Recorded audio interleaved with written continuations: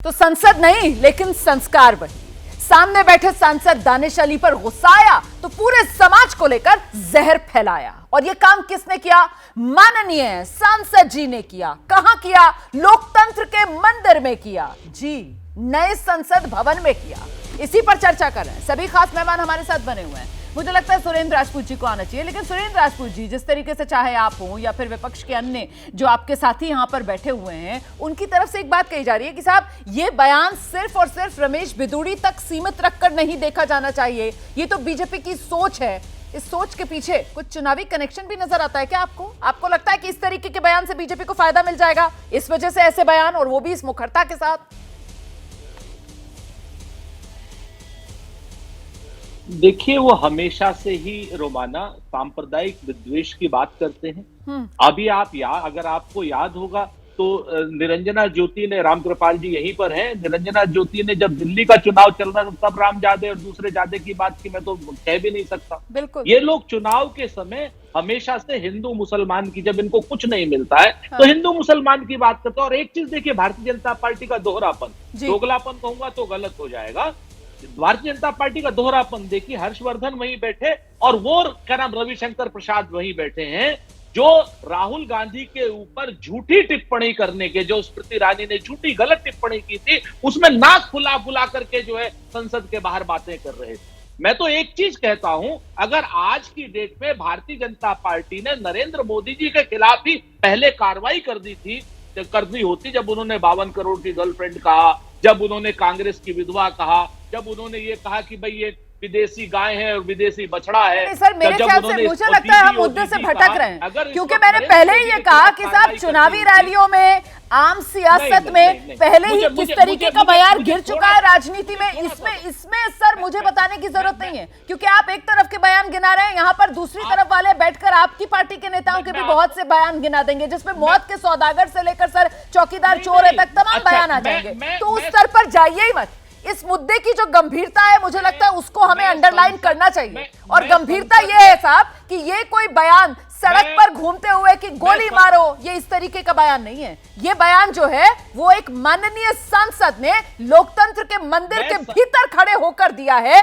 अब सवाल मेरा ये कि क्या ये चुनावी राजनीति साधने की मकसद से दिया गया बयान है? मैं आपके पास आऊंगी जल्दी से, अनुराग भदौरिया, उसके बाद में बाकी मेहमानों का रुख कर रही हूं।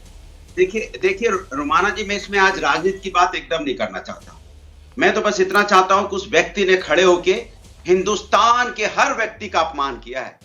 किसी विशेष व्यक्ति का, यहाँ पे दानिश अली का नहीं, सिर्फ पूरे हिंदुस्तानियों का अपमान किया है।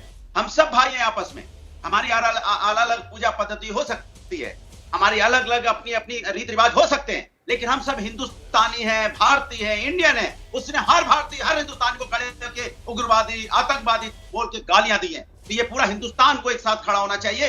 हम इसमें फिर नई संसद में, नए भवन में कम से कम भारतीय जनता पार्टी को नई परंपरा शुरू करनी चाहिए और ऐसी सजा देनी चाहिए, ऐसी सजा दे कि यहाँ पे एक ना मिसाल कायम करे। आप जो बात कह रहे हैं, मुझे लगता है आलोक वत्स जी को आना चाहिए। जो बात कही जाती है कि साहब व्यक्ति से बड़ा दल, दल से बड़ा देश, तो यहाँ तो मुद्दा देश से आकर जुड़ गया है ना। तो जिस बात का जिक्र अनुराग भदौरिया कर रहे हैं कि साहब मिसाली कार्रवाई की जाए, उसकी उम्मीद भी वैसे की जाए सर या ना की जाए? क्योंकि कल जिस वक्त ये सब तमाशा चल रहा था तब तो सब ऐसा लग रहा है एंजॉय कर रहे थे, लग रहा है सबको बड़ा मजा आ रहा था, हंसी ठहाके गूंज रहे थे वहां पर।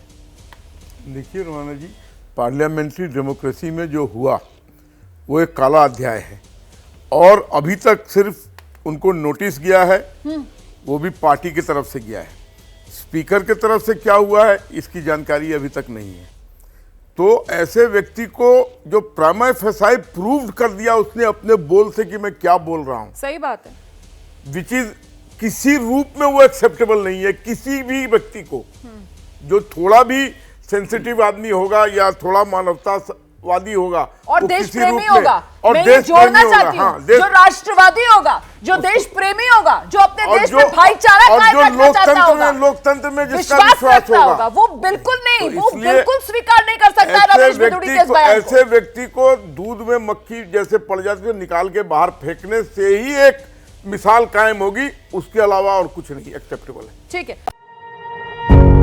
पत्रकारिता कोई इमोशन नहीं है, ना अपना कोई ज्ञान देना है और ना कोई विचार थोपना है। पत्रकारिता क्या है?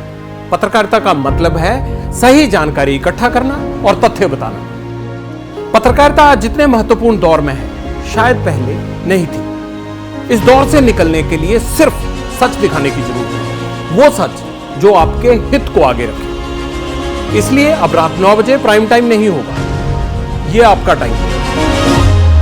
जगविंदर पटियाल के साथ देखिए पब्लिक इंटरेस्ट, सोमवार से शुक्रवार रात 9 बजे सिर्फ एबीपी न्यूज पर। एबीपी न्यूज आपको रखे आगे।